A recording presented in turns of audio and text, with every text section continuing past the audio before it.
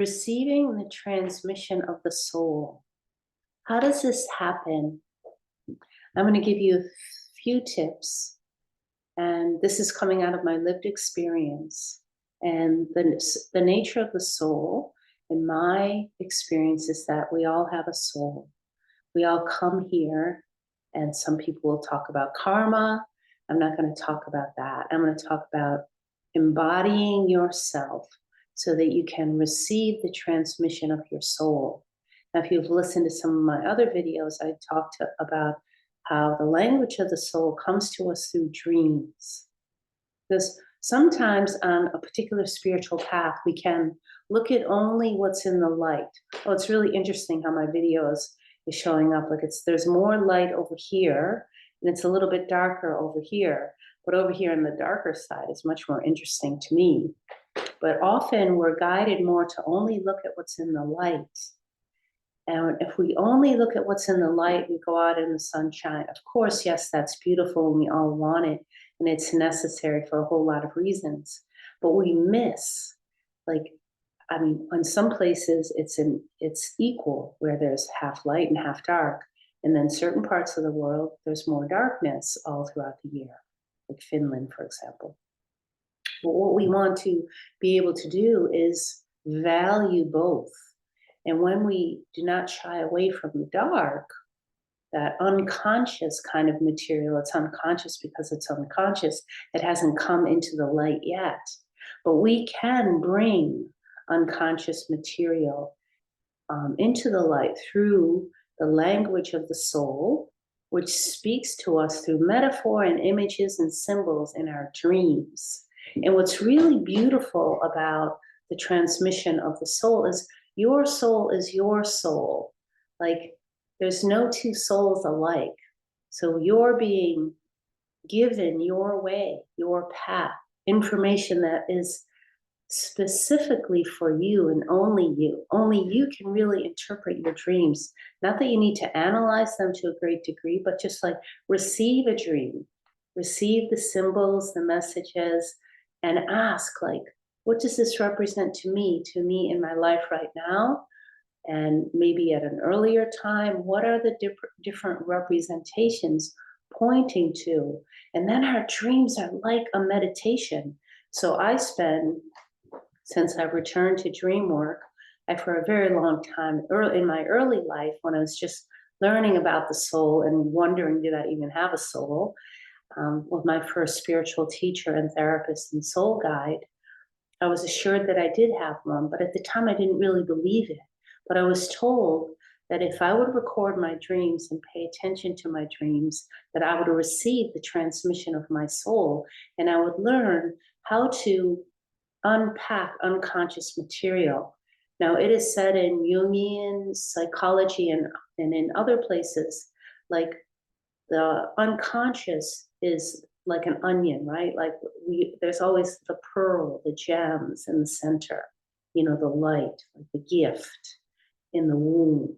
If we peel back the layers of unconscious material, and sometimes that unconscious material can be hardened. It can feel very hard. It's not conscious to us yet, but it might take a little more effort or willingness or interest even, or curiosity to look, to listen, and to receive the treasure of gifts that come through dreams. It's like a treasure box. It's like an unopened love letter, that gets delivered to you every single night, probably multiple times. Last night I had 7 different dreams, and they all it was a continuation of one dream, because your dreams come in different stages. There's an initiatory dream, and then there's a process that happens. A paradox is shown along the way, and the symbols and the metaphors to be given and to receive and to write down. And it's not something that we would often even understand immediately, but sometimes we might get a hit, and then we come back and look at it again, and we get another hit. like an awakening, yeah, and something awakens.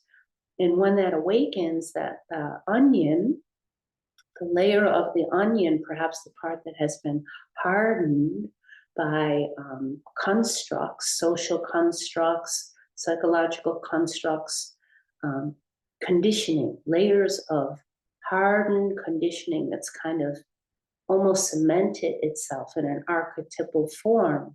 And archetypes can be both negative and positive. And we want to let them soften, right? So we soften. So awakening in and of itself is about softening.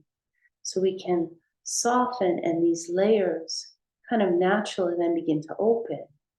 And as we're softening, our dream life can really transmit so much more about shadow material, unconscious parts that are like really rising to the surface to inform us in a particular way, to bring us information, to show us the gift within our wounds. You know, we have in our origin stories, we usually have a wound, perhaps one that's kind of central, and then it might condition us to kind of travel through life in a particular way. So, and it may repeat itself, yeah. And you know, then we see the patterns of behavior, often, sometimes, not always, in the forms of addiction. And addiction shows up also in like archetypes, positive and negative, you know, harmful and helpful. The paradox, there's always both, light and dark, yes and no. So the transmission of the soul is incredibly interesting. It's like the mystery of all the different ways that how our unconscious can help us to land more in our bodies, to come home to who we are and have this instinct that may have been injured for many early on that caused us to shoot up and out, you know, some kind of a shock. And the body, the vessel of the body, can strengthen and prepare itself for the medicine of the soul, the transmission of the soul, to return here in this vessel, to be able to express the gift of whatever those wounds may be, and the information that we've gathered along the way in the repair of instincts, in the repair of relationships, in the repair of emotional wounding. So we're such a multifaceted being. Really, we're so mysterious, and there's so many aspects to who we are. It's really important to try not to single out one particular experience in your life and make that your identity, right? Because we don't travel in a line. There's not really fixed points, and it's not like we graduate in a linear way. Like, we're circular. We're gathering, we're deepening. You know, we may go linear for a bit or even on an angle, but we're always circling back for missed experience, for what additional learning can take place. What transmission has my soul brought to me that I haven't received yet? You know, what am I not looking at?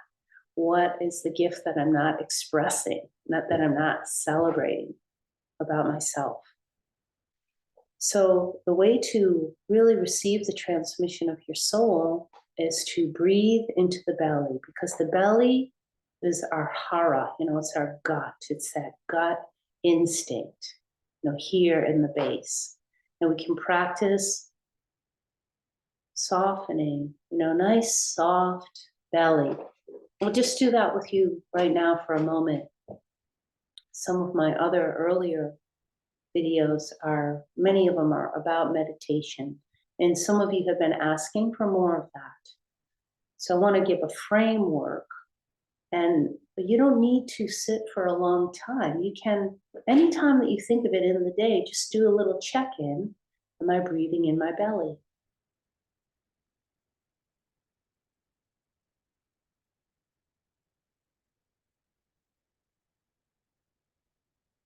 And it feels delicious. Let yourself be soft in the belly. Feeling out more and space to receive more of who you are. And let your belly be soft. It just doesn't matter. It's not about body size or gender or anything else. Like the soul doesn't have a gender. The breath doesn't have a gender. So sink, and then the more that you breathe in your body, then you also can feel more connected to the ground, the earth. There's many things I could talk about, but I want to stay just on this one thing of receiving the transmission of your soul by connecting more to your belly breath and becoming a strong vessel, a container for the transmission of the soul to enter you.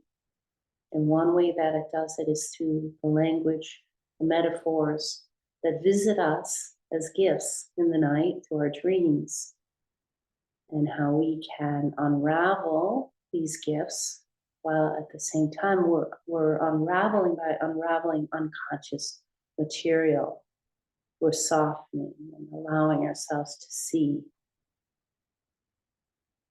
to feel, to experience, to receive, to reflect. These are all feminine principles.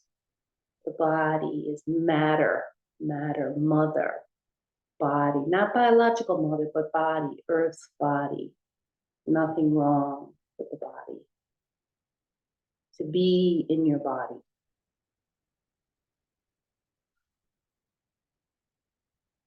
Without identifying with it. And what I mean by that is to have a opinion or a narrative running about your body. And when we're stuck in the identity of the body or identifying ourselves as just this body or this, frame, this short frame of a particular experience in time, then we're missing so much.